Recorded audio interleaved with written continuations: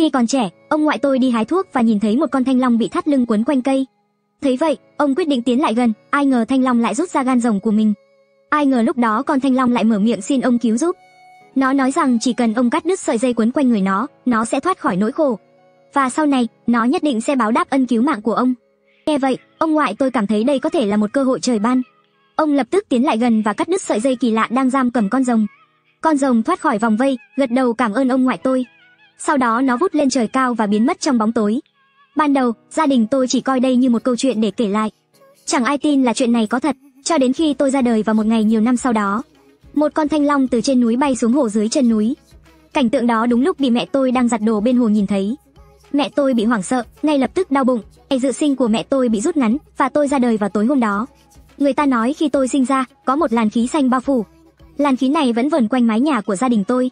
Núi Thanh Long dài hàng trăm dặm cũng vang lên tiếng rồng giống không ngừng. Âm thanh này vang vọng lâu dài. Buổi trưa ngày hôm sau, 4 thầy phong thủy nổi tiếng của tỉnh đều đến nhà tôi. Họ đều muốn nhận tôi làm học trò. Người trong làng tụ tập đông đúc để xem náo nhiệt, chúc mừng cha tôi vì đã có thêm một đứa con trai quý.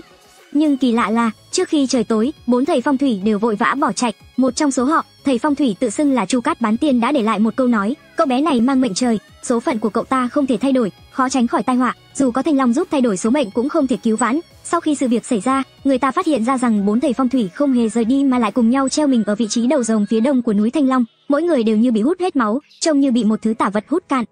Biểu cảm trên mặt họ đều rất đau đớn và ghê rợn, giống như họ đã nhìn thấy một điều gì đó cực kỳ khủng khiếp.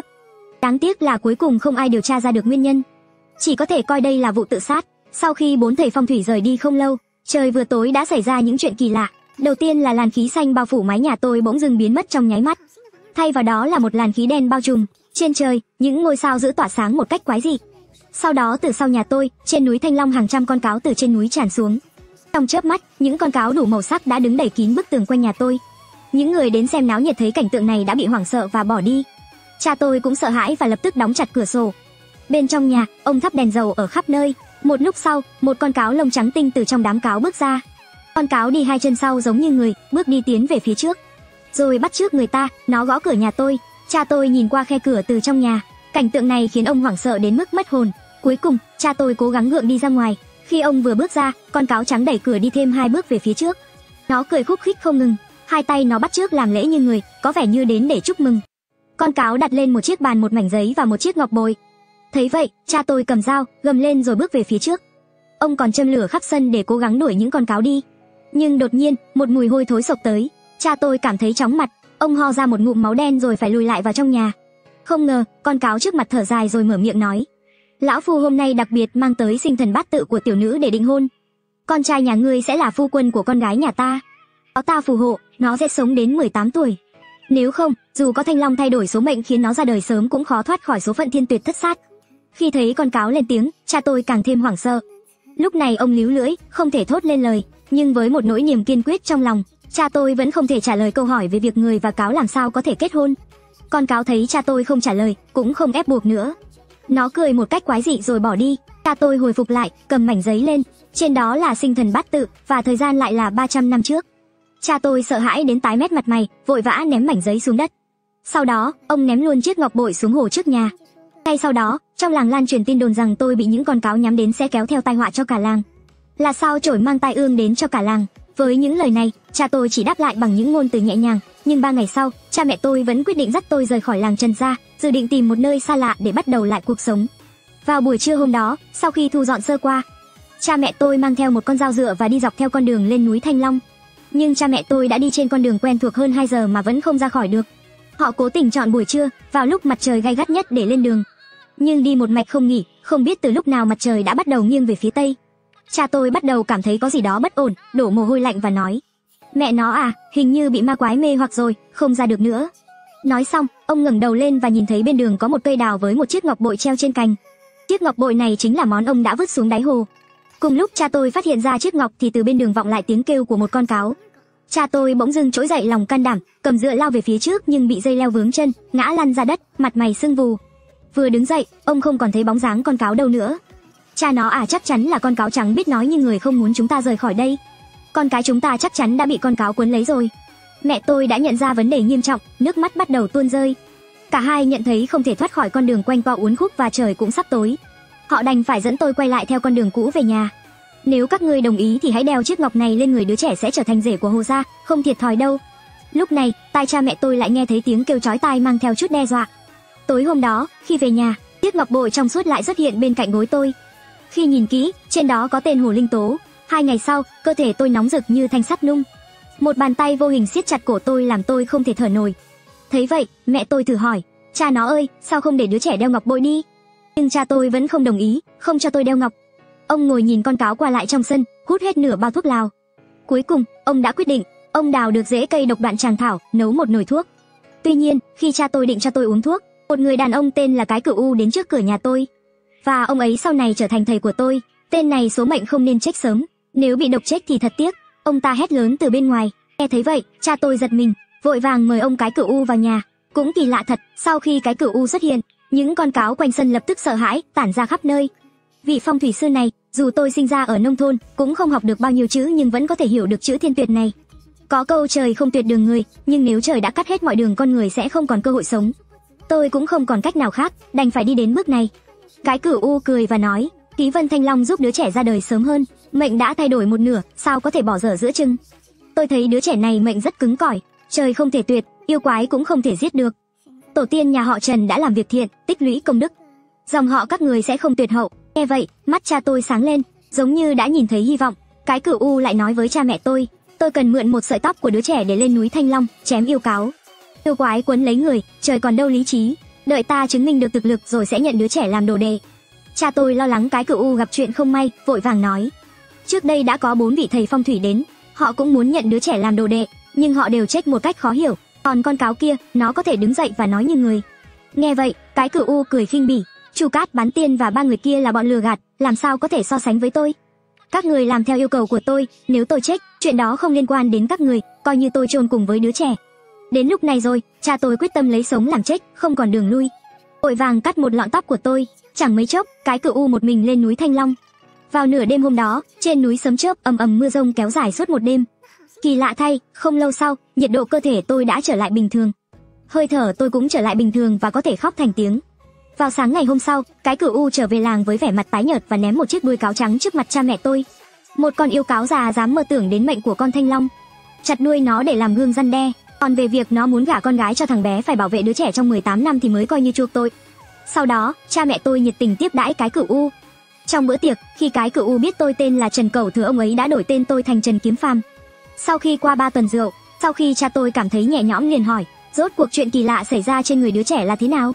Thầy tôi uống một ngụm rượu rồi nói nhẹ nhàng, nói thì dài, để tôi rút ngắn câu chuyện. Núi Thanh Long có một lịch sử rất dài, chúng ta phải bắt đầu từ đại đường. Cha tôi nghe vậy vội vàng bảo mẹ tôi ôm tôi lại gần để nghe. Mẹ tôi cười và nói, Cẩu Thừa còn nhỏ, nghe được gì? Cha tôi lại nói nghe sớm chút là khai sáng đấy. Ngày xưa, quốc sư đại đường Viên Thiên Cang vì bảo vệ Giang Sơn đã ra lệnh chặt đứt 88 nhánh long mạch nhưng vẫn để lại 3 nhánh. Một nhánh giúp Võ Tắc Thiên lên ngôi, lập nên triều Đại Chu, lập nữ hoàng Võ Tắc Thiên. Một nhánh tạo nên sự diệt vong của đại đường, giống như sự sụp đổ của Hoàng Châu dưới sự dẫn dắt của Hoàng Tiểu. Còn lại một nhánh có thể đang nằm trong núi Thanh Long. Thầy tôi lại uống một ly rượu và kể rằng vào thời xưa, thầy phong thủy Lai Bố Y đã viết thành ô tự. Nhưng ngay khi vừa hoàn thành bản thảo, đã bị sứ giả Bạch Viên của Nam Hoa Đế quân lấy đi. 100 năm sau, cuốn sách được truyền lại cho Lưu Bá Ôn. Lưu Bá Ôn dùng nó để trợ giúp Chu Trọng Bát lập nên nghiệp đế. Sau đó, ông ấy đã thêm những trải nghiệm của bản thân viết ra cuốn Phong thủy Âm Dương Kinh. Khi Lưu Bá Ôn qua đời, cuốn sách lại bị Bạch Viên lấy đi. Nó được giấu kín trong sâu thẳm núi Thanh Long. Những lời này khiến cha mẹ tôi hoàn toàn ngỡ ngàng, còn tôi thì trong lòng mẹ chỉ cười ngây ngô. Mẹ tôi nháy mắt hỏi, nghe như một câu chuyện đùa, nhưng những chuyện này có liên quan gì đến Cẩu Thừa nhà chúng ta? Mẹ tôi rất thích kịch và cũng đã nghe qua nhiều giai thoại về Lưu Bá Ôn. Ví dụ như Lưu Bá Ôn từng nghĩ rằng mình giỏi hơn Gia Cát Lượng nên đã đến núi Định Quân tìm mộ của Gia Cát Lượng. Khi mở mộ ra, ông nhìn thấy đèn dầu sắp hết. Bên cạnh còn có 8 chữ nhỏ, Tiểu Lưu, nhớ đổ dầu vào. Lúc ấy ông thở dài tự nhận mình không bằng, liền đổ thêm dầu vào đèn. Thầy tôi cười nhẹ nói, kịch nói cũng có nguồn gốc từ thực tế. Nói chung, núi Thanh Long là một khu phong thủy tuyệt vời. Trong đó có một huyệt mộ quý, Thanh Long ngậm ngọc. Theo truyền thuyết, đây là nơi Thanh Long bay lên, một tổ tiên của nhà họ Trần đã may mắn được an táng tại đây.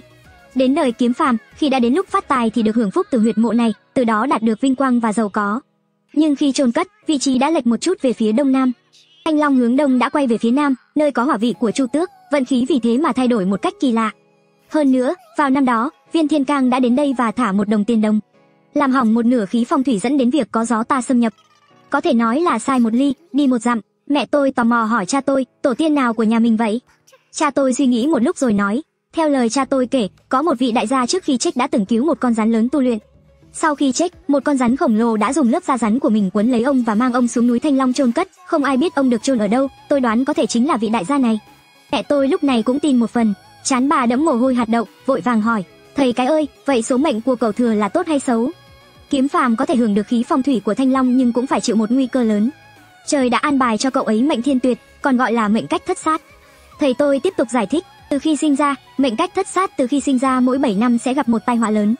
Cậu ấy chỉ có thể thoát khỏi thế gian học phong thủy để tìm long mạch cứu nguy, mới có thể thành công thay đổi số mệnh và sống sót.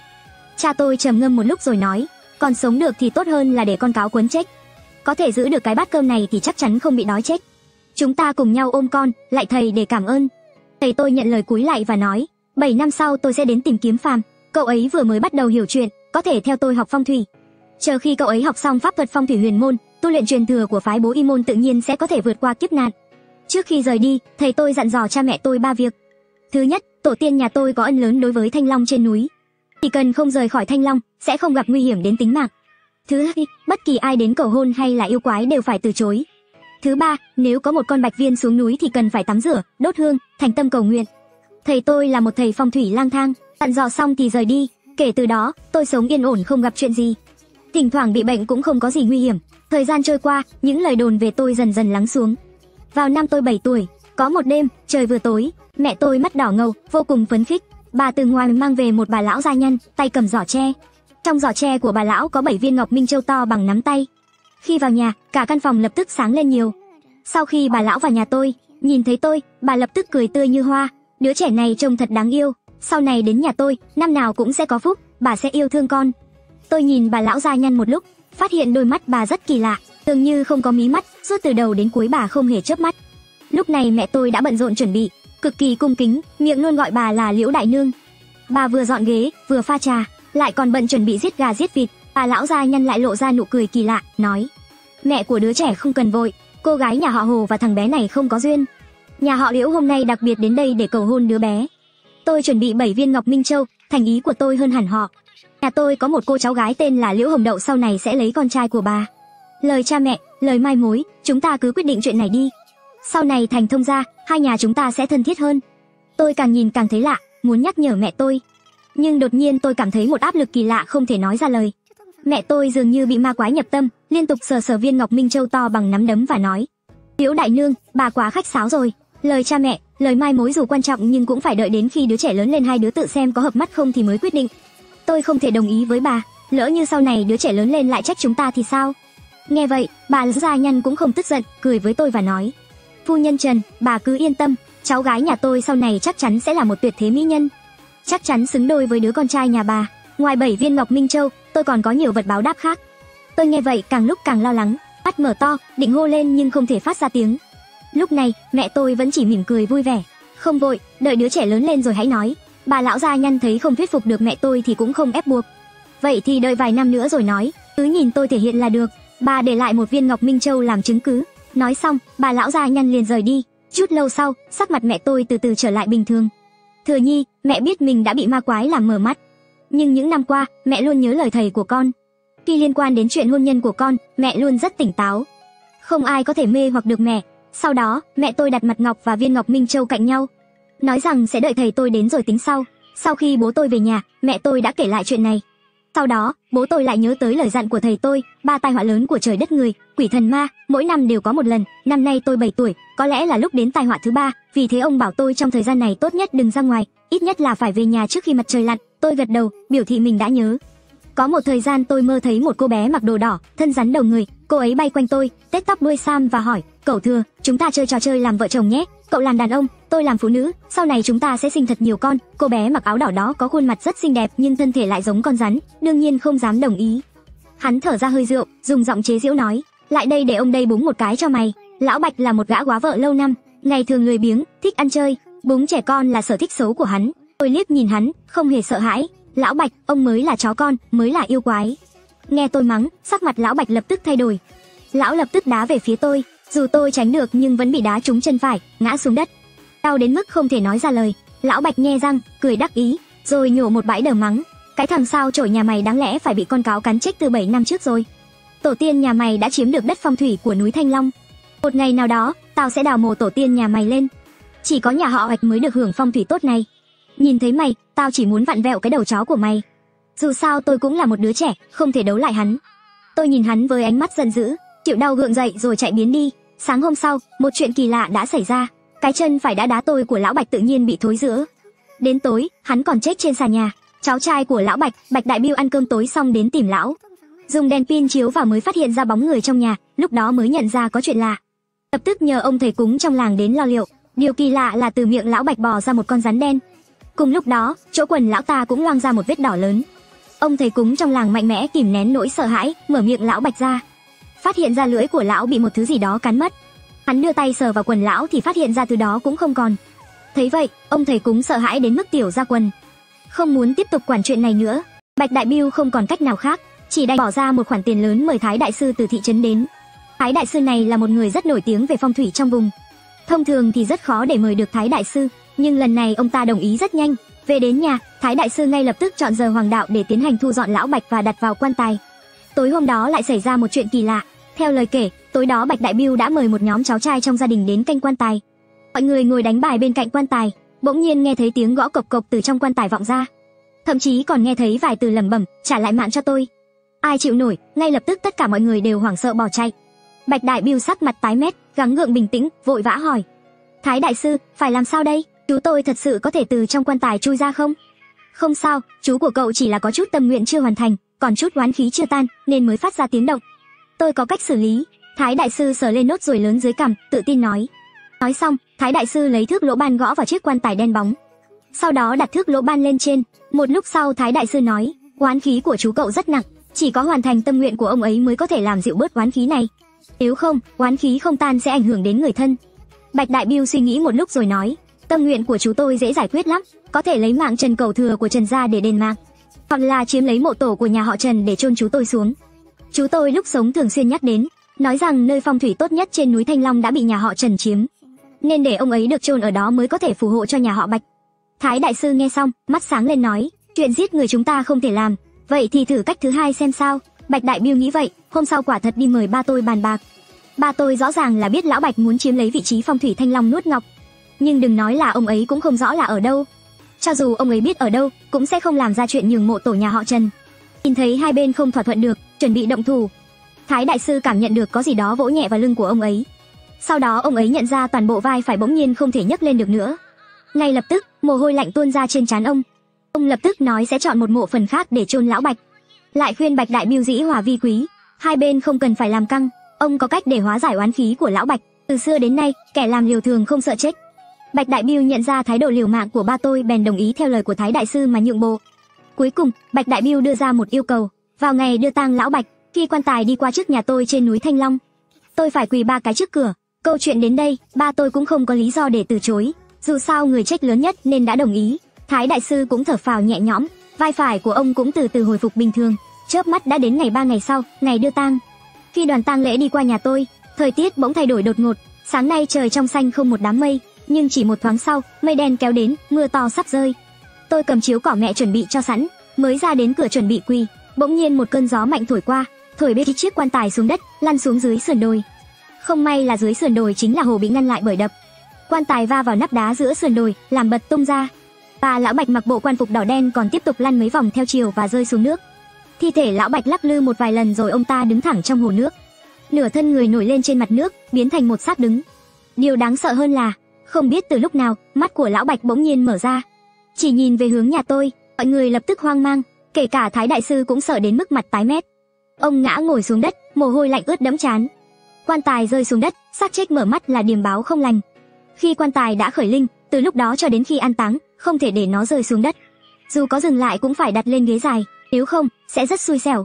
Khi tôi nhìn thấy quan tài bị gió thổi lật, tò mò, tôi chạy ra ngoài với tốc độ nhanh nhất để xem náo nhiệt. Khi tôi nhìn thấy lão Bạch trong hồ từ giữa đám đông, hình ảnh của ông ta lập tức in sâu vào đầu tôi, không thể xóa nhòa. Tôi cảm thấy như ông ta đang cười một nụ cười quái dị với tôi. Lúc này, ba tôi cũng đã chạy đến. Nhìn thấy cảnh tượng trước mắt cũng sợ đến tái mặt, ông lập tức ôm tôi vào lòng và nói, lão Bạch không chịu được con tôi quỳ bái, không trách chúng tôi được. Nếu kéo dài nữa, trời tối sẽ khó xử lý, nhanh chóng vớt lên và đưa lên núi chôn cất. Nói xong, ba tôi ôm tôi và lùi về nhà, nghe nói Thái đại sư và mọi người bận rộn một hồi lâu mới an táng xong lão Bạch. Sau khi hoàn tất các nghi thức an táng, thái độ của Bạch Đại Bưu đối với Thái đại sư hoàn toàn thay đổi, không còn kính trọng như trước, thậm chí còn chế nhạo. Thái đại sư cảm thấy mất mặt, lặng lẽ rời đi. Trước khi đi, Thái đại sư đã nói, khi lão Bạch về hồn vào ngày thứ 7, cũng là lúc Trần Cẩu Thừa chết đi, đến lúc đó, Bạch Đại Bưu cũng sẽ không có kết cục tốt.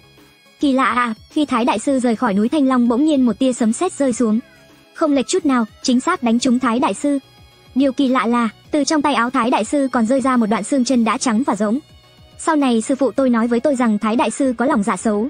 Xương rơi ra từ ông ta là xương chân của mẹ đã chết nhiều năm. Ông ta muốn lợi dụng lão Bạch để chiếm mộ tổ nhà họ Trần, vứt xương chân mẹ vào mộ rồi lại dùng thuật mộ táng của Lỗ Ban, dự định dùng nó để che chở cho nhà mình. Dù ông ta đã lừa được tất cả mọi người nhưng không thể lừa được thần linh và trời cao nên cuối cùng phải chịu kết cục bị sét đánh. Tất nhiên, những điều này là chuyện sau này. Vài ngày sau, ba mẹ tôi lại lo lắng về một việc khác, không biết họ nghe được tin tức ở đâu. Họ đã biết Thái đại sư nói rằng lão Bạch sẽ về hồn vào ngày thứ 7, đó cũng là ngày tôi gặp nguy hiểm. Ba mẹ tôi tính toán một hồi, chỉ còn 2 ngày nữa là đến ngày thứ 7 sau cái chết của lão Bạch. Vào ngày thứ 7 sau khi chết, linh hồn của người chết sẽ quay về nhà. Nếu lão Bạch thực sự về hồn, không biết sẽ có chuyện gì xảy ra. Ba tôi an ủi mẹ tôi, nói rằng trời vừa sáng, ông sẽ đi chuẩn bị vật trấn tà, sẽ có cách vượt qua khó khăn trước mắt. Trong khi đó, Bạch Đại Bưu cũng hiểu rằng oán khí của người chú nếu không giải tỏa, chắc chắn sẽ liên lụy đến ông. Nếu lão Bạch biến thành lệ quỷ quay về chắc chắn cũng sẽ về nhà nhìn một lần. Vì vậy, Bạch Đại Bưu đã lập tức đem xác Thái đại sư về lại thị trấn và tiêu tốn một khoản tiền lớn để mời một bà pháp sư mạnh mẽ hơn. Để làm điều này, Bạch Đại Bưu đã không ngần ngại chi ra 500 đồng. Lúc đó, đây là một khoản tiền không hề nhỏ. Một đêm không yên ổn, tôi liên tục gặp ác mộng. Đến gần sáng, chợt nghe một tiếng cục cục như có vật gì đó rơi vào sân nhà tôi. Ba mẹ tôi lo lắng, lại phải chăm sóc tôi nên ngủ không sâu. Khi nghe thấy âm thanh, hai người lập tức tỉnh dậy. Ba tôi khoác áo ngoài, cẩn thận mở cửa phòng ra xem. Dùng đèn pin chiếu sáng thì thấy giữa sân có một cái đầu người đầy máu me. Hai con mắt của người đó còn bị móc ra, mặc dù hình dáng có thay đổi, nhưng vẫn có thể nhận ra đó là lão Bạch. Ba tôi bước hụt một bước, suýt ngã, nhìn quanh một lượt, chỉ thấy một cái đuôi màu đen lấp ló rồi biến mất qua tường sân. Cảnh tượng trước mắt vừa đáng sợ lại vừa gây sốc. Mặc dù ba tôi đã từng giết heo, mổ thỏ nhưng đây là lần đầu tiên ông thấy một cái đầu người như vậy. Lập tức một cảm giác buồn nôn dâng lên, ông cố gắng kìm nén cơn buồn nôn, vội vã lấy một cái rổ đậy lên đầu của lão Bạch, cố chịu đựng cảm giác khó chịu trong dạ dày và lùi vào trong nhà. Ông ngăn không cho mẹ tôi ra ngoài. Sau khi nghỉ ngơi một lúc, ông mới kể lại tình hình. Mẹ tôi nghe xong, mặt mày tái mét nói, ông cái quả thật là một người dự đoán rất chuẩn, như một vị thần sống. Con trai đã gặp nạn lần thứ 2 rồi. Ba tôi không hề hoảng loạn đến vậy. Ông vừa ăn ủi mẹ tôi vừa nói, trước đây lão Bạch đã mắng con trai, đá con trai chúng ta. Vì vậy, lưỡi và chân của ông ta đã gặp chuyện. Hôm nay lại nhìn chằm chằm vào nhà chúng ta nên đầu và mắt ông ta cũng bị mất đi. Có phải là cáo giúp đỡ không? Ba tôi nhớ đến cái đuôi trắng vừa nhảy qua tường sân liền nghĩ đến con cáo 7 năm trước.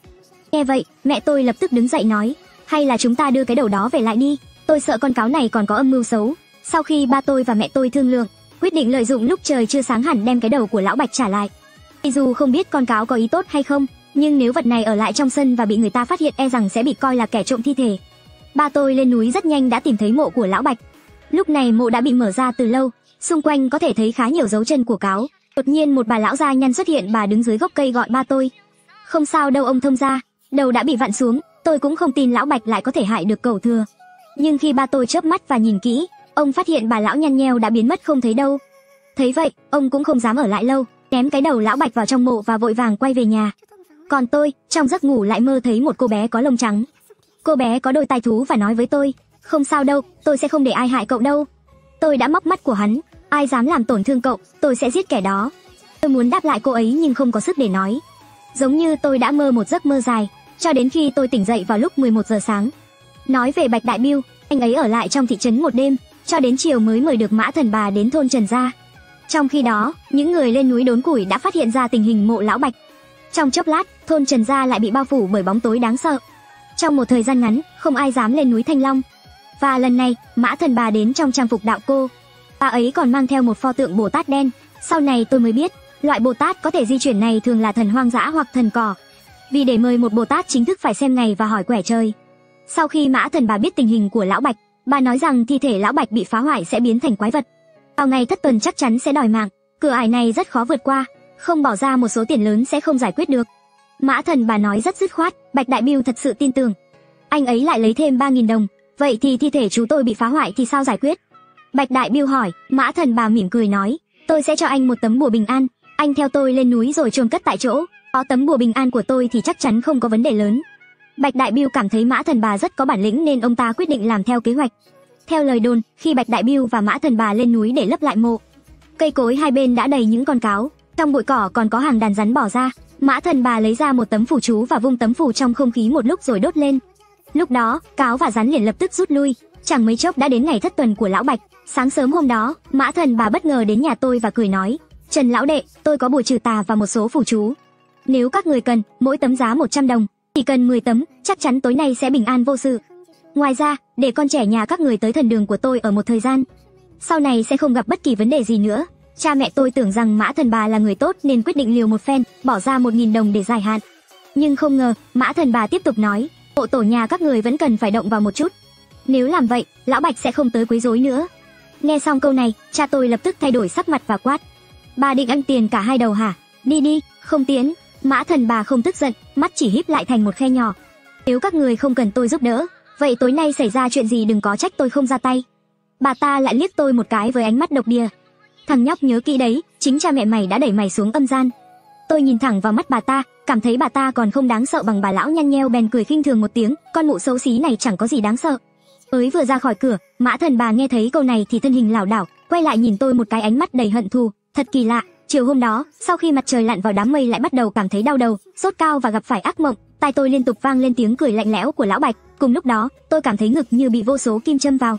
Mẹ tôi dùng khăn ướt đắp lên trán tôi vừa niệm A Di Đà Phật cầu cho tôi bình an. Cha tôi cũng không nhàn rỗi, chuẩn bị máu chó đen và máu gà, còn mài dao chẻ củi thật sắc chuẩn bị sẵn sàng đối phó nếu lão Bạch đến cửa. Còn tôi lúc này vội vàng xé mở áo trước ngực không ngừng kêu đau ngực. Mẹ tôi nắm chặt tay tôi, liên tục an ủi. Lúc đó, cha mẹ tôi chỉ nghĩ là lão Bạch dưới hình thức một con lệ quỷ đã sử dụng một thủ đoạn gì đó, nhưng họ không biết, nỗi đau ở ngực tôi thực ra là do phép thuật của Mã Thần Bà. Bà ta đã dùng một con búp bê thay thế tôi và dùng kim châm vào búp bê, làm tôi cảm thấy đau đớn.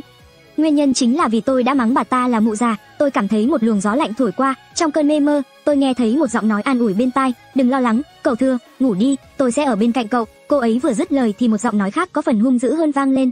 "Trần Kiếm Phàm, lão Bạch bỏ ra 7 ngày để biến thành lệ quỷ, tích tụ đủ âm khí, chắc chắn sẽ nghiền nát xương cốt cậu, uống hết máu tươi của cậu, nhưng có tôi ở đây, hắn không thể thành công đâu."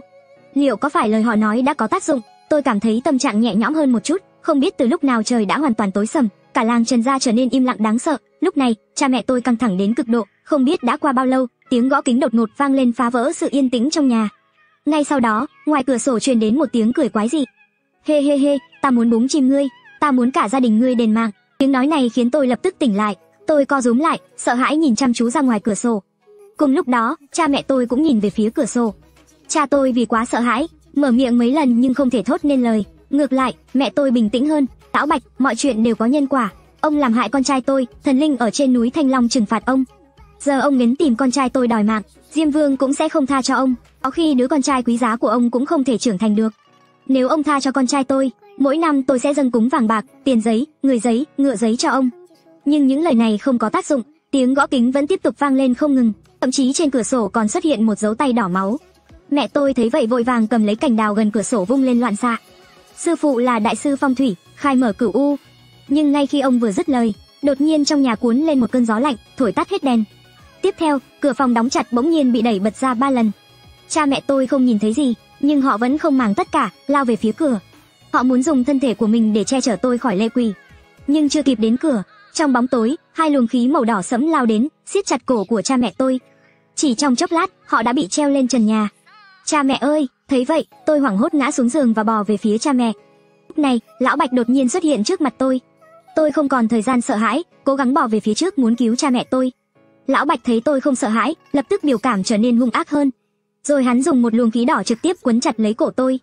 Chỉ trong khoảnh khắc, tôi cảm thấy toàn thân lạnh toát, không thể động đậy. Cha mẹ tôi vật lộn trong không khí, khuôn mặt đỏ bừng vì nghẹt thở. Nhìn thấy tôi không thể động đậy, họ hiểu rằng mọi thứ đã kết thúc. Hai người không còn vật lộn, như thể đã chấp nhận số phận đáng sợ. Nhưng ngay khi tôi tưởng mình sẽ mất mạng, 2 bóng dáng một đỏ một trắng đột nhiên xuất hiện bên cạnh tôi. Vậy mà là 2 cô gái đó. Họ đồng thời nắm lấy luồng khí đỏ quấn quanh cổ tôi, không hề sợ hãi. Trong đó, cô gái với đuôi cáo lớn tiếng gào lên, "Tìm chết!" Thật kỳ lạ, ngay khi tiếng hét vang lên, lượng khí đỏ sẫm trên người lão Bạch bị đẩy lùi ngay lập tức, Lão Bạch hóa thành lệ quỷ, lùi lại vài bước rồi vội vàng bỏ chạy, cô gái với đôi tai trắng lập tức đuổi theo sau. Cùng lúc đó, cha mẹ tôi rơi xuống từ trần nhà, thấy vậy, tôi vội vàng đến bên họ lắc lư cơ thể họ và gọi lớn 2 lần.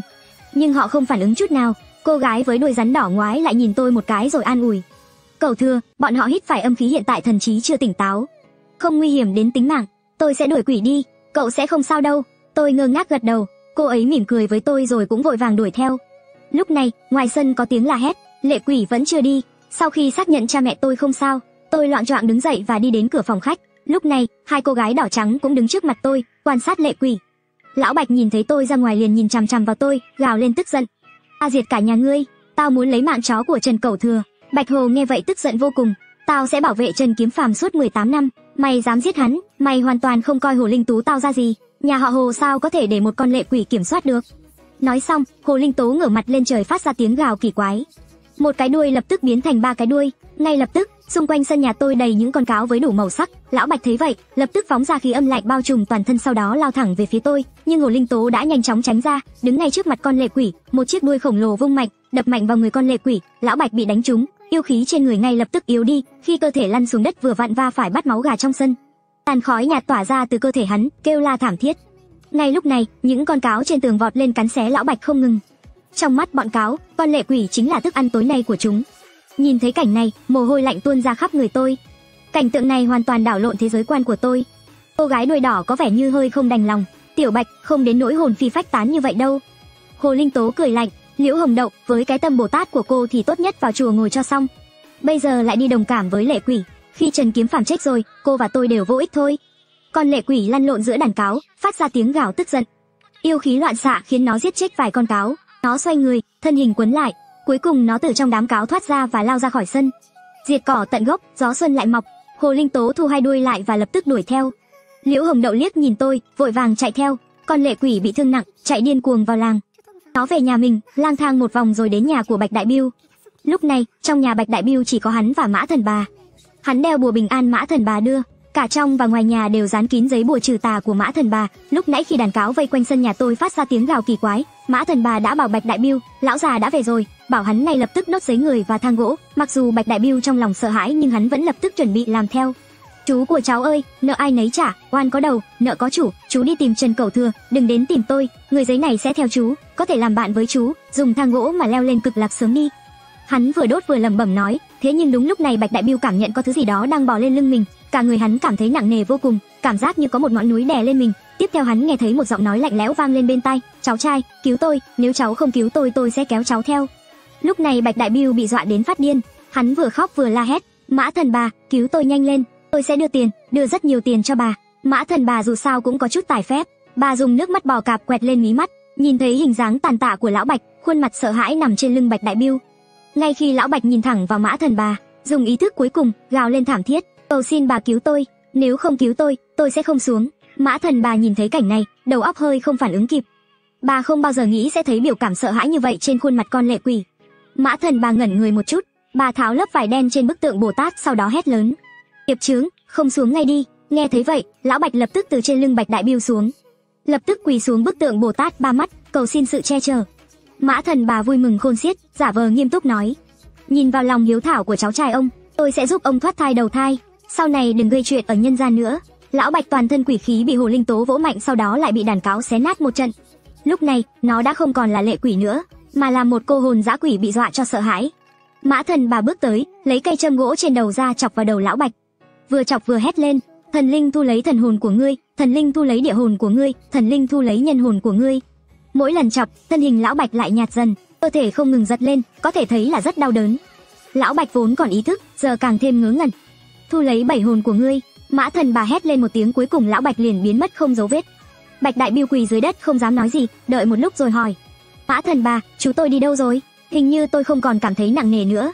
Mã Thần Bà lau mồ hôi trên trán, cười hài lòng nói, Đại Biêu, chú ngươi đã nghe theo lời tôi đi đầu thai rồi, sẽ không quay lại làm phiền ngươi nữa.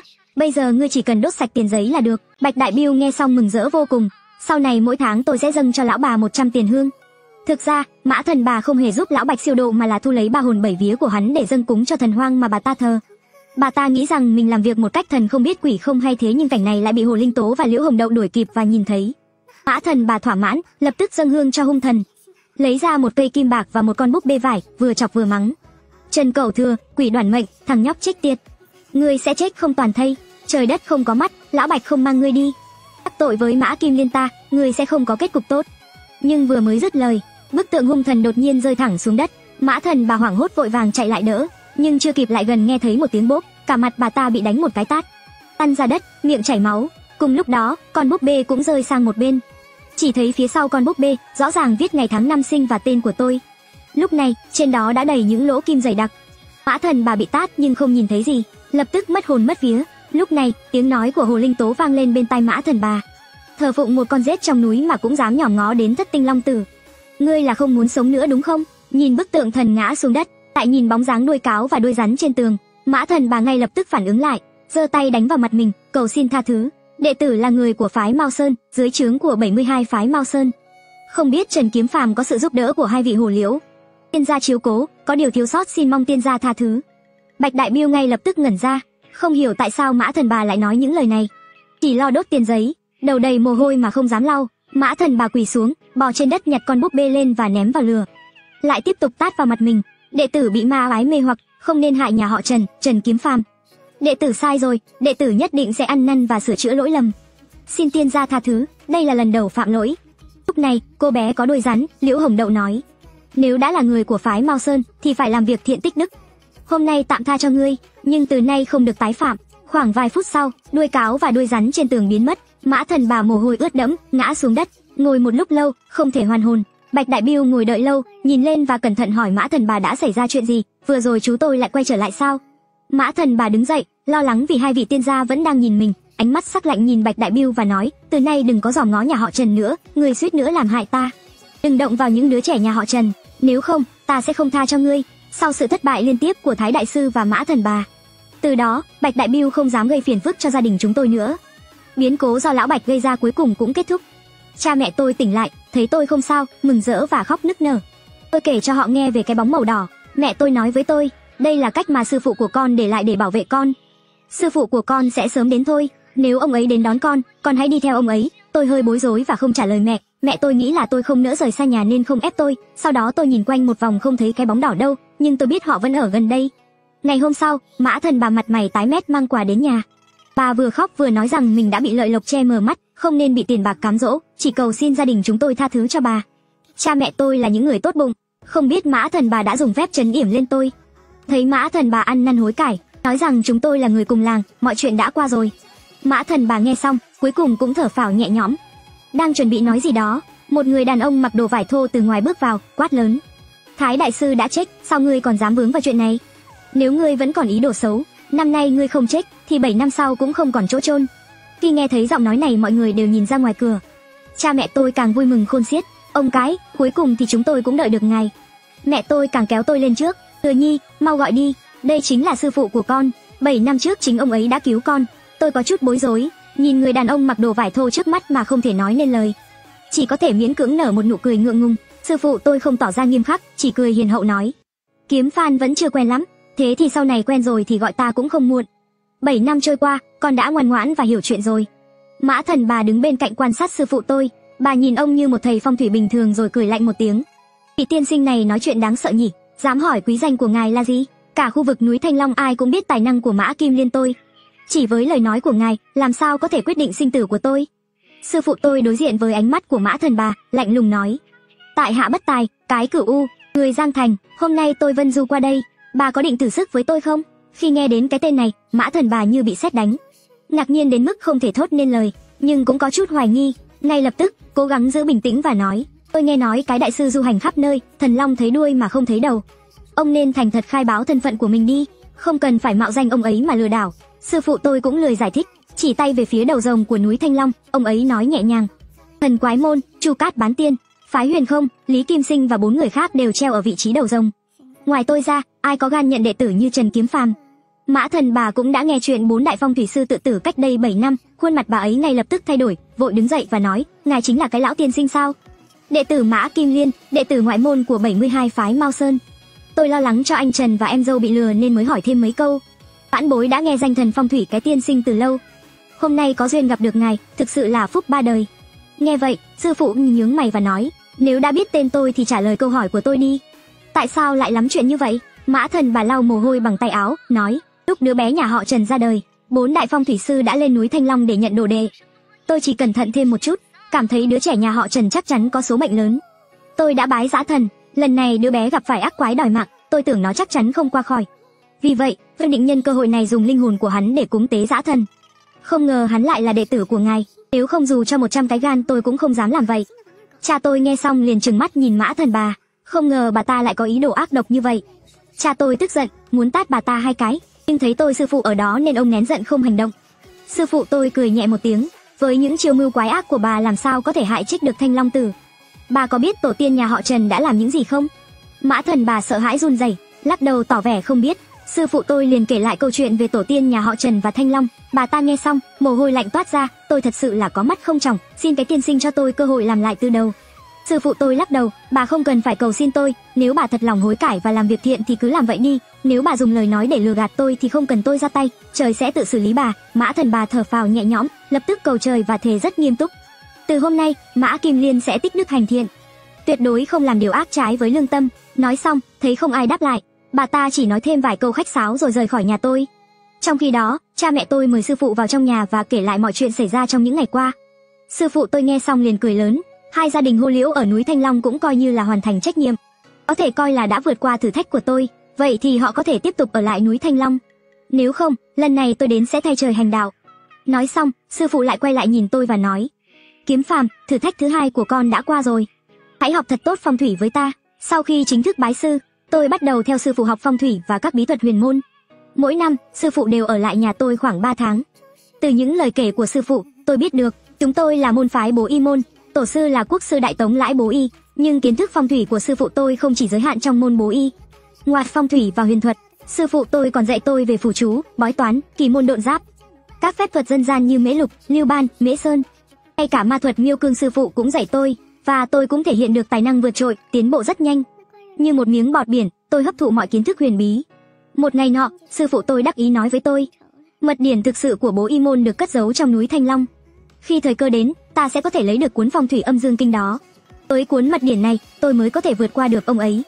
Sau đó, sư phụ lại nghiêm túc nói với tôi, trước khi 18 tuổi, con không được phép sử dụng phong thủy thuật. Tôi tuy gật đầu, tỏ vẻ đã ghi nhớ, nhưng tôi không nhịn được, tò mò hỏi vì sao không thể sử dụng trước. Sư phụ tôi nghiêm túc nói, trời đã định cho con một số phận, con lại liều mạng chống lại. Nếu trời biết con đang gặp kiếp nạn, nó sẽ làm cho thử thách khó khăn hơn. Vì vậy, phải giấu giếm trời cho đến khi trưởng thành. Biết lý do rồi, tôi lại hỏi sư phụ khi nào tôi có thể mở được âm dương nhãn. Vì chỉ khi mở được âm dương nhãn mới thật sự coi như bước vào môn phong thủy. Sư phụ tôi cố tình cười một cái rồi thần bí nói, sắp mở âm dương nhãn rồi, nếu con không đủ thiên phú thì mỗi tháng con nắn bóp vai cho thầy một lần, thầy sẽ mở cho con mắt thứ 3. Sư phụ mỗi năm chỉ ở lại 3 tháng, không bao giờ ở thêm một ngày. Sau đó lại rời khỏi núi Thanh Long để đi du lịch. Tôi cũng dần lớn lên, được sự cho phép của sư phụ, tôi có thể đến thị trấn học cấp 2. Tôi chịu khó học và không thích đùa giỡn, vì vậy tôi cân bằng rất tốt giữa việc học và việc học phong thủy. Chớp mắt đã qua 7 năm, tôi đã 14 tuổi, bố mẹ tôi lại bắt đầu lo lắng. Kiếp nạn năm 7 tuổi quá dữ dội, họ đến giờ vẫn còn sợ hãi. Lúc tôi mới sinh, đã vượt qua thiên kiếp, 7 tuổi là địa kiếp, vậy 14 tuổi chính là nhân kiếp. Đây là kiếp nạn cuối cùng trước khi trưởng thành, cũng là kiếp nạn khó khăn nhất. Dùng lời của sư phụ tôi mà nói, khi nhân kiếp qua đi, chuẩn bị đón nhận lễ trưởng thành. Nếu không qua nhân kiếp thì đời sau lại phải đón lễ trưởng thành. Vì vậy, bố mẹ tôi đặc biệt dặn tôi phải tránh gây rắc rối. Nếu có xung đột với người khác, dù đúng hay sai, phải nhường một bước. Khi qua đường phải cẩn thận xe cộ, dưới mái nhà cũng phải cẩn thận ngói gạch rơi xuống, không được xuống nước bơi, tránh gặp phải quái vật dưới nước đòi mạng. Thậm chí tôi cũng không ăn cá nữa, chỉ sợ bị xương cá chọc vào cổ họng. Tôi ghi nhớ tất cả những điều này, nhất định không dám quên. May mắn là cả làng Trần gia đã dần dần quên đi chuyện năm tôi 7 tuổi, chỉ thỉnh thoảng nhắc lại như một câu chuyện sau bữa cơm mà thôi. Đôi khi, Bạch Đại Biêu gặp tôi còn chào hỏi tôi. Những người khác trong làng Trần gia cũng không còn coi tôi là người khác biệt nữa. Ít nhất thì nhìn bề ngoài là không nhận ra. Có một lần vào kỳ nghỉ, tôi thấy Mã Thần Bà ở thị trấn. Bà ấy cười tươi nhìn tôi và mời tôi đến nhà bà ăn cơm. Bà còn muốn tôi xem vị thần mà bà thờ. Tôi vốn dĩ không có ấn tượng tốt về bà ấy, vì vậy tôi từ chối thẳng. Kiếm Phàm, cái đại sư khi nào mới tới? Mã Thần Bà không ngừng hỏi. Tôi không muốn trả lời bà ấy nên liền nói, sư phụ tôi vốn rất thần bí, còn khi nào ông ấy đến, tôi thật sự không biết. Nếu cô thật sự muốn gặp ông ấy, khi ông ấy đến vào năm nay, tôi sẽ nói cho bà biết. Nghe tôi nói vậy, Mã Thần Bà lại lấy ra một túi kẹo đưa cho tôi. Kiếm Phàm, bà gặp phải một chuyện khó khăn, hay là cậu giúp tôi xem thử. cậu học được nghề từ sư phụ, chắc có thể giải quyết vấn đề của tôi. Tôi sẽ đưa cậu một khoản tiền, không nói cho bố mẹ cậu biết. Cậu cứ giữ lấy mà dùng. Có bạn bè thân thiết thì mời họ đi ăn, ra ngoài ăn cũng có thể làm đẹp mặt. Tôi nhớ lời dặn của sư phụ và lập tức từ chối Mã Thần Bà. Sau khi vất vả thoát khỏi sự quấy rầy của Mã Thần Bà, tôi vội vã lên đường, muốn tranh thủ trở về làng Trần gia trước khi trời tối. Trời vừa tối, tôi đi rất nhanh, bỗng nhiên, một chiếc xe máy lao ra từ con đường phụ. Với tốc độ rất nhanh, nó lao ngay về phía tôi. Tôi vội vàng né sang bên và ngã xuống đất, chiếc xe máy mất kiểm soát ngã vào bụi cỏ bên đường. Tài xế bò dậy, người đầy mùi rượu, mắng chửi. Ắt ngu rồi à, cả con đường rộng thế này không biết đi, lại đứng chắn trước mặt tôi muốn chết à. Chiếc xe máy mới mua của tôi, đưa tôi 200, tôi đi sửa xe, nghe nói 200, tôi có chút cuống lên và vội vã phân bua. Tôi không có tiền, hơn nữa rõ ràng là anh say rượu lao ra, cái này có liên quan gì đến tôi? Nghe những lời này, tài xế tức giận ngay lập tức. Hắn giơ nắm đấm đánh vào mặt tôi và quát, thằng con nhà ai, tao sẽ dạy dỗ mày. Khi hắn đến gần, nhận ra tôi và mắng, hóa ra là thằng quái thai nhà họ Trần. Thảo nào hôm nay tao thua tiền, gặp phải cái thứ xui xẻo như mày, không thua mới lạ. Vừa tránh đi, tôi nhận ra người này là Phó Tam Khánh từ làng Trần gia. Mày thua tiền trước rồi mới gặp tao, việc này liên quan gì đến tao? Ngay lúc này, một ánh sáng từ đèn pin chiếu đến. Chính là bố tôi biết hôm nay là ngày nghỉ, thấy trời sắp tối mà tôi còn chưa về, ông cầm đèn pin đến đón tôi. Đúng lúc gặp cảnh tượng này, bố tôi hét lên, mày dám động vào con trai tao thử xem. Phó Tam Khánh mặt mày khó chịu, dựa vào rượu mà lập tức đáp lại, tao phải đấm chết cái thằng mắt mù này, hôm nay nếu các người không đền tiền thì đừng hòng rời khỏi đây. Nói xong, hắn định ra tay với tôi phản ứng nhanh, né tránh được bàn tay của Phó Tam Khánh, chạy ngay đến bên cạnh bố tôi. Phó Tam Khánh bước không vững, lại tự ngã nhào xuống đất. Hắn vật vã đứng dậy, mắt đỏ ngầu, lấy trong xe máy ra một cái cờ lê làm việc, gào lớn, Trần Đông Phong, mày không nhìn xem tao là ai, dám hét lên với tao, mày không muốn sống à?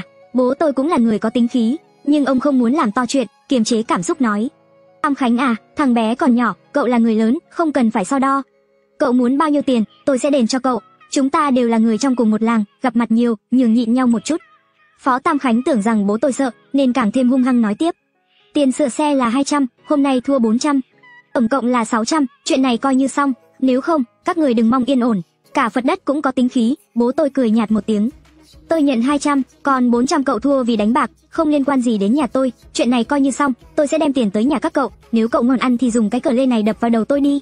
Phó Tam Khánh cầm cờ lê cuối cùng vẫn không đập xuống được. Bố tôi kéo tôi về nhà, muốn về nhà trước khi trời tối hẳn. Phó Tam Khánh tỉnh lại, lập tức lái xe máy. Khi đi qua chúng tôi, hắn tức giận nói, mày đợi đó, chuyện này sẽ không kết thúc dễ dàng đâu. Đưa cho tao 200 là xúc phạm tao. Xe hắn chạy nhanh như bay. Khi tôi và bố tôi về đến nhà, từ xa đã nghe thấy tiếng đập phá. Thì ra Phó Tam Khánh đã về nhà. Hắn gọi anh trai Phó Đại Khánh và anh trai Phó Nhị Khánh đến. Chưa kịp giải thích gì đã đập vỡ đồ đạc trong sân.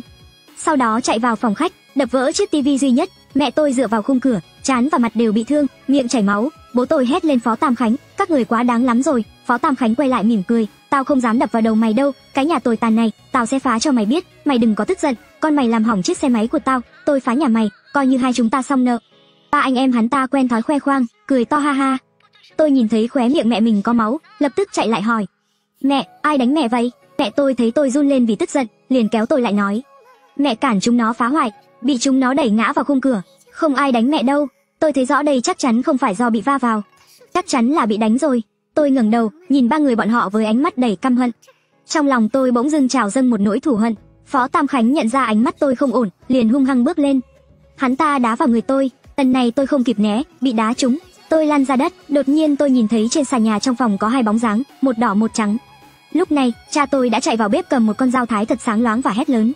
Con mẹ nó sao có thể bắt nạt người ta như vậy được? Tao sẽ gửi chúng mày xuống gặp Diêm Vương. Mắt cha tôi đỏ ngầu, khí thế như muốn giết người. Chắc chắn không phải là đùa đâu, ông ấy thật sự muốn liều mạng. Phó Tam Khánh sắc mặt lập tức thay đổi, lập tức ra hiệu cho hai đứa em lui lại. Cha tôi vung dao lao thẳng về phía họ. Ba anh em nhà họ Phó hoảng sợ bỏ chạy tán loạn. Mẹ tôi hoảng hốt lao lên giữ lấy cha tôi lại không cho ông đuổi theo. Nếu thật sự có chuyện nghiêm trọng, gia đình này sẽ tan nát.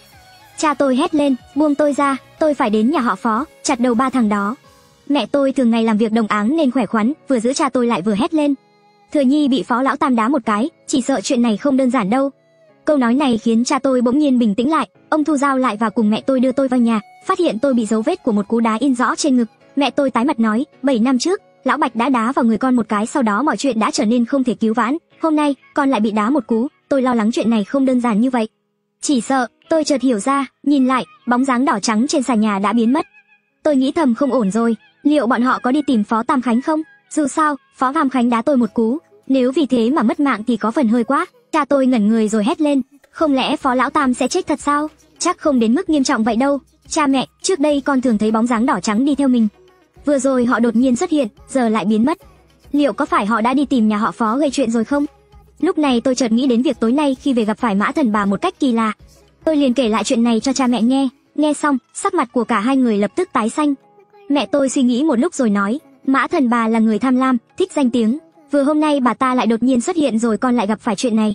Có lẽ bà ta lại đến đây để kiếm tiền hay làm hại người. Cha mẹ tôi đều là những người tốt bụng, lo lắng rằng chuyện này sẽ giống như chuyện của Lão Bạch. Sau khi bàn bạc, hai người quyết định khóa chặt cửa nhà, bảo tôi ở lại trong nhà, không được ra ngoài. Hai người đi tìm Phó Tam Khánh, bảo ông ta tối nay cẩn thận hơn. Tốt nhất là phải đặt vật phẩm trừ tà trong nhà. Tuy nhiên, vừa đến trước cửa nhà họ Phó lão tam họ đã nghe thấy một tiếng thét chói tai. Cha mẹ tôi nghe thấy tiếng thét chói tai, mặt mũi đều tái nhợt. Sợ là đến muộn, họ vội vàng chạy đến gõ cửa nhà Phó Tam Khánh. Lúc này chỉ thấy Phó Tam Khánh đi ra, chân đi khập khiễng. Cơ thể ông ta bị phồng rộp vì bỏng. Thì ra sau khi Phó Tam Khánh về nhà, vì say rượu mà ngủ gật gần lửa. Đột nhiên ông ta cảm thấy có thứ gì đó đẩy mình. Ông ta bị đẩy thẳng vào đống lửa, bị bỏng nặng. Cha tôi, vì lòng tốt nên đã nhắc nhở Phó Tam Khánh chú ý cẩn thận hơn. Vết bỏng ở tay phải là một lời cảnh báo cho hắn. Phó Tam Khánh đau đớn, cắn răng mắng lớn, Trần Đông Phong, đừng có ở đây dọa người. Tiểu gia mạng lớn, Trần cậu thừa có giỏi thì đến đây mà giết tôi. Lúc này, cha của ba anh em nhà họ Phó nghe thấy liền vội vã chạy ra. Sau khi làm rõ sự việc, sắc mặt ông ta lập tức thay đổi. Chuyện xảy ra 7 năm trước, ông ta vẫn nhớ rõ như in. Ông ta lập tức tát ba người con trai 2 cái rồi ông ta quay sang Phó Tam Khánh nói, chó thì không thể sửa được tật ăn phân, mọi người đều là người trong cùng một làng, mày lại đi làm hại người ta, mỗi nhà chuẩn bị 3.000 đồng. Lão Phó lại nói với cha mẹ tôi vài lời hay, hy vọng người lớn không tính toán với người nhỏ, và nói rằng sáng mai khi tiểu xúc sinh tỉnh rượu sẽ dắt hắn đến xin lỗi chúng ta. Cha tôi thấy thái độ của lão Phó khá tốt nên cũng không tiếp tục trách Phó Tam Khánh. Trước khi đi, cha tôi còn dặn lão Phó tối nay chú ý một chút, tốt nhất nên thả thêm vài con chó đen và chuẩn bị một ít máu gà. Lão Phó vỗ ngực bảo cha tôi yên tâm. Cha tôi và mẹ tôi dặn dò xong rồi quay về nhà. Sáng hôm sau, lão Phó đến tìm Phó Tam Khánh, gõ cửa suốt một lúc mà không thấy có ai trả lời. Thì ra tối qua, lão Phó đã cố gắng khuyên nhủ Phó Tam Khánh, nhưng hai người cãi nhau rất kịch liệt. Lão Phó tức giận quay về chỗ ở của mình, hoàn toàn không chuẩn bị chó đen hay máu gà. Lão Phó lo lắng, cảm thấy không ổn, vội gọi Phó Đại Khánh đến cùng nhau đẩy cửa ra. Hai người tìm khắp phòng ngủ và phòng khách nhưng không thấy ai. Khi vào bếp, họ thấy Phó Tam Khánh nằm nghiêng như một cây hành trong thùng nước, đã tắt thở.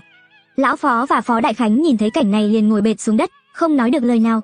Cuối cùng, Phó Đại Khánh hồi phục lại trước, đỡ lão Phó ra ngoài rồi vội vàng gọi người đến giúp đỡ. Một số người dân dũng cảm trong làng đã giúp đưa Phó Tam Khánh ra khỏi thùng nước. Cùng lúc, họ phát hiện một con rắn đen bên cạnh thùng nước. Ngay lập tức, Phó Nhị Khánh chạy đến, không nói lời nào cầm xẻng sắt đập chết con rắn đen. Người ta nói khi Phó Tam Khánh được vớt lên, người ta phát hiện trên lưng hắn có một dấu chân kỳ lạ của con cáo. Lão Phó vì chuyện này mà bị ốm nặng, Phó Đại Khánh trở thành người đứng đầu gia đình. Lúc này, có người nhắc nhở Phó Đại Khánh, 7 năm trước, bác của Bạch Đại Biêu, lão Bạch đã treo cổ tự vẫn. Người ta nói lúc chết, bên cạnh ông ta cũng có rắn độc xuất hiện. Con cái nhà họ Trần có liên quan đến núi Thanh Long. Mạng sống của đứa con trai thứ ba nhà ông cũng có liên quan đến việc báo thù từ núi Thanh Long. Tôi khuyên ông đừng có làm phiền thằng con của Trần Đông Phong. Phó Đại Khánh nghe xong, người run lên, nhớ lại chuyện xảy ra tối qua, ông ta không khỏi sợ hãi. Tối qua, ba anh em họ Phó đã đến gây sự với nhà tôi. Giờ đứa em thứ ba đã chết rồi, không biết mình và Phó Nhị Khánh có phải sẽ theo chân nó trích luôn không? Nghĩ đến đây, Phó Đại Khánh vội vàng mời trưởng làng đến. Lại tìm một số người già trong làng đến nhà tôi để xin lỗi. Họ nói sẽ bồi thường thiệt hại cho gia đình tôi. Tuy nhiên, khi Phó Đại Khánh đang tìm người đến xin lỗi, Phó Nhị Khánh lại có thái độ không tin vào số mệnh, lột ra con rắn đen rồi nấu lên ăn sạch sẽ. Cùng lúc đó, ông ta đã chi tiền mời Mã Thần Bà từ thị trấn về. Ông ta nghe nói rằng những chuyện của lão Bạch ngày xưa cuối cùng cũng phải nhờ Mã Thần Bà giải quyết. Vì vậy, ông ta không tiếc tiền mời bà ấy về giúp đỡ. Khi tôi nghe tin Phó Nhị Khánh đã ăn con rắn đen, trong lòng tôi đã cảm thấy chuyện này sẽ không kết thúc dễ dàng. Có thể con rắn đen này chính là của gia đình bà lão gia nhân kia. Sau này tôi mới biết rằng sức mạnh huyền bí của núi Thanh Long đã cho Phó Tam Khánh cơ hội. Chỉ là để hắn bị bỏng tay phải mà thôi. Không ngờ Phó Tam Khánh không biết hối cải, lại dám đe dọa giết tôi. Vì thế mới gặp phải tai họa như vậy. Sau khi Phó Đại Khánh về nhà, ông và Phó Nhị Khánh lập tức cãi nhau. Mã Thần Bà nhìn hai anh em cãi nhau mà không nói gì. Cuối cùng bà nói một câu, có tôi ở đây, tôi cam đoan sẽ giúp Tam Khánh ăn nghỉ, an táng tử tế. Nghe xong lời của Mã Thần Bà, Phó Đại Khánh cũng không nói gì thêm, đành phải để Phó Nhị Khánh giữ Mã Thần Bà lại, để bà làm bảo hiểm. Tuy nhiên, ông ấy dặn dò Mã Thần Bà đừng làm bừa. Khi tôi nghe tin Mã Thần Bà nhận lời mời của Phó Nhị Khánh, Tôi cảm thấy không thể tin được. Lẽ nào 7 năm trước bà ấy chưa bị dọa sợ, hay là bà ấy muốn xử lý chuyện của Phó Tam Khánh để chuộc lại lỗi lầm của mình? Tuy nhiên, dù sao đi nữa tôi tin rằng bà ấy làm như vậy chắc chắn có lý do và động cơ riêng. Phó Đại Khánh đã chuẩn bị quan tài cho Phó Tam Khánh và mời người xem ngày, quyết định sẽ nhập quan, thu quan 2 ngày sau. Phó Tam Khánh còn chưa kết hôn, vì vậy, sau khi trời tối, Phó Đại Khánh và Phó Nhị Khánh đã ở lại để trông coi linh cữu cho ông ấy. Phó Nhị Khánh thì bảo Mã Thần Bà ở lại nhà mình, nếu có chuyện kỳ lạ thì mới mời bà ấy ra tay giúp đỡ. Lúc này, Phó Tam Khánh đã thay quần áo sạch sẽ và tạm thời được đặt trên giường của chính mình. Nửa đêm, Phó Tam Khánh đột nhiên ngồi dậy và phát ra một nụ cười kỳ lạ. Sau đó, hắn đứng dậy và đi về phía cửa phòng. Phó Nhị Khánh đang gật gù ngủ, lơ mơ nghe thấy Phó Tam Khánh đứng dậy liền nói một câu. Lão Tam dậy làm gì vậy? Nói được nửa câu, Phó Nhị Khánh đột nhiên tỉnh táo hẳn. Xác chết vùng dậy rồi, ý nghĩ kinh hoàng này lóe lên trong đầu Phó Nhị Khánh. Ông hét lên một tiếng rồi ngã lăn xuống từ ghế. Phó Đại Khánh nghe thấy tiếng hét liền khó chịu nói. Lão Nhị, mày làm gì vậy? Nửa đêm rồi mà còn la hét cái gì? Phó Nhị Khánh chỉ tay về phía trước và nói. Lão Tam dậy rồi. Phó Đại Khánh tự nhiên không tin, vội nhìn qua. Lúc này, Phó Tam Khánh đã đi đến cửa. Mặc dù hành động rất cứng nhắc, nhưng hắn quả thực đang tiến về phía trước. Thấy cảnh này, Phó Đại Khánh bị dọa đến ngẩn người. Phó Tam Khánh bước ra khỏi phòng rồi đi thẳng vào bếp. Cuối cùng dừng lại bên bồn nước, cả người ngã về phía trước rồi lại ngã vào trong bồn nước. Thấy cảnh này, hai anh em nhà họ Phó sợ đến mức không nói được lời nào. Họ cũng không kịp kéo Phó Tam Khánh ra, họ cố gắng kiểm soát đôi chân, chạy ra ngoài, ra khỏi phòng của Phó Tam Khánh. Phó Nhị Khánh chạy vội về nhà mình, quỳ xuống trước Mã Thần Bà và nói: "Cứu mạng với, yên tâm, có tôi ở đây, tôi sẽ đảm bảo lão Tam của các anh sẽ được an táng bình yên." Hai anh em đi theo sau Mã Thần Bà, sợ sệt, giữ khoảng cách, không dám đi gần. Mã Thần Bà bước vào nhà Phó Tam Khánh, thấy hắn ta ngã trong bồn nước, bà ta thắp một nén hương và nói: "Tôi biết các anh vì nhà họ Trần Kiếm Phàm mà ra tay, nhưng thần phong thủy, cái Cửu U đã chết ở Giang Thành, sao còn phải vì Trần gia mà hy sinh? Giờ là lúc phải đi tìm người nhà họ Trần để báo thù." Thật là kỳ lạ, sau khi Mã Thần Bà nói xong, hai chân thẳng tắp của Phó Tam Khánh bỗng dưng mềm nhũn và gập xuống. Mã Thần Bà ra hiệu cho Phó Đại Khánh và Phó Nhị Khánh tiến lên, cùng nhau nâng Phó Tam Khánh ra ngoài. Mã Thần Bà đập mạnh vài cái lên trán của Phó Tam Khánh rồi lớn tiếng quát: "Nếu còn có quái sự gì, tôi sẽ để anh không có chỗ chôn thân. Gây họa cho anh em mà không biết xấu hổ." Sau khi xử lý Phó Tam Khánh xong, Mã Thần Bà lại đưa một tấm phù và tiếp tục dặn dò hai người. Lấy một viên gạch bếp đặt lên đầu của lão Tam. Lý do dùng gạch bếp là vì nó thường xuyên chịu lửa, có đủ dương khí, chỉ cần đặt viên gạch này lên, Phó Tam Khánh sẽ không thể đứng dậy nữa. Phó Đại Khánh lúc này đã hoàn toàn tin tưởng Mã Thần Bà, không còn có ý phản đối nữa, nhanh chóng đi tìm gạch bếp. Lúc này, Phó Nhị Khánh hơi đắc chí nói: "Đại ca, em đã nói rồi mà, chỉ cần nghe lời em, tôn nghiêm của nhà họ Phó chúng ta sẽ được lấy lại thôi. Chuyện này của lão Tam, em nhất định phải khiến Trần gia phải trả giá đắt, không lấy ra vài chục triệu, chuyện này không xong đâu." Phó Đại Khánh trong lòng cảm thấy hơi bất an, âm thầm dặn con trai lớn mang những lời của Mã Thần Bà về nhà mình. Con trai Phó Đại Khánh vừa đi chưa đầy nửa tiếng, sân nhà tôi bỗng xuất hiện rất nhiều cáo, cỏ trong sân mọc đầy rắn độc không đếm xuể. Cha tôi chợt nhớ lại tình cảnh khi tôi mới sinh ra liền lập tức lấy dao dựa ra. Khi con trai Phó Đại Khánh truyền lời, tôi còn không tin lời Mã Thần Bà nói về cái chết của sư phụ tôi. Giờ thấy cáo quấy phá nhà, tôi bắt đầu tin một phần rồi. Không có uy thế của sư phụ tôi thì chuyện này không thể xong được. Quái vật trên núi Thanh Long thay đổi liên tục, nhân cơ hội này tấn công tôi. Toàn thân tôi bị sư phụ phong tỏa các huyệt đạo, không thể thi triển thuật phong thủy. Dù có thể thi triển, nhưng như lời sư phụ nói, trước 18 tuổi tuyệt đối không được sử dụng. Một khi để trời biết, tôi sẽ gặp nạn lớn. Đêm nay có lẽ rất khó để vượt qua kiếp nạn này.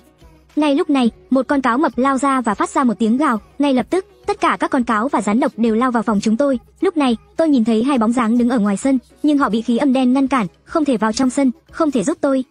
Tôi cũng cầm dao chuẩn bị liều mạng. Ngay lúc này, ngoài sân bỗng vang lên một tiếng sấm rền trời. Sau tiếng sấm, chỉ chưa đầy 10 giây cả sân đầy cáo lập tức chạy tán loạn. Đàn rắn trong sân cũng như thủy triều rút đi. Cha tôi nhìn cảnh tượng trước mắt, không dám tin vào mắt mình nói: "Chuyện gì vậy? Vừa rồi là sét đánh à? Sao tất cả lũ cáo lại bỏ chạy rồi?" Tôi tưởng là sư phụ đã tới, lập tức chạy ra cửa, chỉ thấy trên hàng rào dưới ánh trăng có một con khỉ lông trắng đứng đó. Nó dùng tay ném một con cáo béo xuống đất, con cáo béo lập tức chết ngay tại chỗ. Tôi nhớ lại lời dạy của sư phụ, nếu khỉ xuống núi, nhất định phải tắm rửa và thắp hương cẩn thận, nhưng nhà tôi đang hỗn độn, chẳng thể thắp hương được. Tôi đành phải gượng lên, tiến lại và nói: "Vãn bối Trần Kiếm Phàm của nhà họ Trần, xin chào Bạch Viên tiền bối. Nhà cửa không gọn gàng, không thể dọn dẹp được, mong ngài thứ lỗi. Cảm ơn ngài đã gọi sấm chớp để đuổi quái vật." Bạch Viên nhìn tôi, ánh mắt đầy thương cảm và quan tâm. Nó thở dài như người, nó lấy một chiếc túi xanh từ sau lưng ra rồi ra hiệu cho tôi tiến lên. Tôi hơi ngẩn người, sau đó vội vàng tiến lên, dừng lại trước hàng rào. Nó đột nhiên duỗi ra ngón tay phải đột ngột đâm vào giữa trán tôi. Tôi cảm thấy một luồng lực cực lớn lan tỏa khắp cơ thể. Cảm giác nóng rát càng trở nên rõ rệt ở trán. Tôi lập tức mừng rỡ trong lòng, chắc hẳn con khỉ này đang giúp tôi mở mắt âm dương. Ngay sau đó, con khỉ trắng lại đưa cho tôi một chiếc bao xanh. Rồi nó quay người, hướng về phía núi Thanh Long mà đi. Tôi bỗng cảm thấy một cảm giác lạnh toát. Không lẽ trong chiếc bao xanh chính là bí mật Thanh Long mà thầy tôi đã nhắc đến? Chắc hẳn là cuốn Phong thủy âm dương kinh mà con khỉ đã mang đi trước kia. Có cuốn sách này, tôi sẽ có thể vượt qua thầy tôi. Đột nhiên, hai chiếc kiệu đen từ con đường nhỏ núi Thanh Long đi xuống. Cái sân vốn đã hết âm khí bỗng lại trở nên u ám. Cửa kiệu mở ra, một bà lão già nhăn nheo, mặc đồ đen bước ra. Bà ta ném một con rắn chết đã cháy đen trước mặt tôi, bà ta hoảng hốt nói: "Bà lão quản lý không tốt, hôm nay vừa mới ra ngoài một ngày mà thằng nhỏ thứ 6 trong nhà lại dám động tay động chân với Thanh Long tử. Cơn sấm sét vừa rồi đã đánh chết thằng nhỏ thứ 6." Còn chiếc kiệu khác thì xuất hiện một con cáo, hai tay vái chào, cố gắng nói giống người: "Hồ đại lực quản lý không tốt, đêm nay gây chuyện vì vậy xin thiếu gia hãy tha lỗi cho." Con cáo chỉ tay vào con cáo mập chết dưới hàng rào nói: "Đứa con phản nghịch đã dám ra tay với thiếu gia, tự mình đã mất mạng. Từ nay về sau, Hồ gia tuyệt đối sẽ không đối đầu với thiếu gia." Nó cố gắng tỏ ra hối hận, nói nhỏ nhẹ, nhưng trong lời nói vẫn lộ ra vài phần kiêu ngạo và không cam lòng. Một con cáo già trong núi sao lại có thể cam tâm tình nguyện xin lỗi đứa trẻ? Sau khi mở mắt âm dương, trong lòng tôi đã có thêm can đảm. Với những sinh vật quái dị trước mặt, tôi không còn sợ hãi nữa. Nhưng tôi cũng rõ ràng, hiện tại thực lực còn hạn chế. Nếu đối phương đã nhượng bộ cũng không cần phải cứng rắn làm khó người ta. Nếu không phải vì sấm sét và con khỉ trắng xuất hiện, chắc chắn gia đình tôi sẽ chết hết trong đêm nay. Bà lão gia nhân và con cáo già không đời nào tự đến xin lỗi. Tôi vội vàng giả vờ sợ hãi và nói: "Hai vị đều là yêu tộc tiên gia trên núi Thanh Long, cũng đâu cần phải xin lỗi tôi, giờ kẻ ác đã bị diệt, chuyện tối nay coi như xong. Đêm khuya gió lớn, mọi người nên trở về nghỉ ngơi sớm thôi." Bà lão gia nhân và con cáo già nhìn nhau, có vẻ rất bất ngờ. Sau đó, bà lão gia nhân vội nói: "Thiếu gia yên tâm, nhà họ Liễu chúng tôi sẽ không có ai như thằng nhỏ thứ 6 nữa." Đôi mắt xanh lè của con cáo trắng lóe lên vẻ không cam lòng. Nó cũng lên tiếng nói: "Thiếu gia, người cũng thấy thái độ của tôi rồi đấy. Tôi biết sau khi hai người không gây rối nhà tôi, chắc chắn sẽ đi gây chuyện với ba anh em nhà họ Phó." Mặc dù trong lòng tôi đầy căm hận với Phó Tam Khánh, nhưng tôi cũng nói rằng một người đã chết, không thể để thêm ai chết nữa, nên bảo họ về nghỉ ngơi sớm. Bà lão gia nhân và con cáo già ánh mắt thoáng qua một tia nghi ngờ. Không biết họ có nghe vào không? Hai người bước vào kiệu quái và nhanh chóng rời đi, hướng về núi Thanh Long. Trở lại trong nhà, cha tôi nhíu mày nói: "Nếu tối nay không phải nhờ Phó Đại Khánh sai con trai đến báo tin chúng ta đã không kịp phòng bị. Biết đâu giữa giấc ngủ, lũ cáo và rắn độc đã giết chết chúng ta.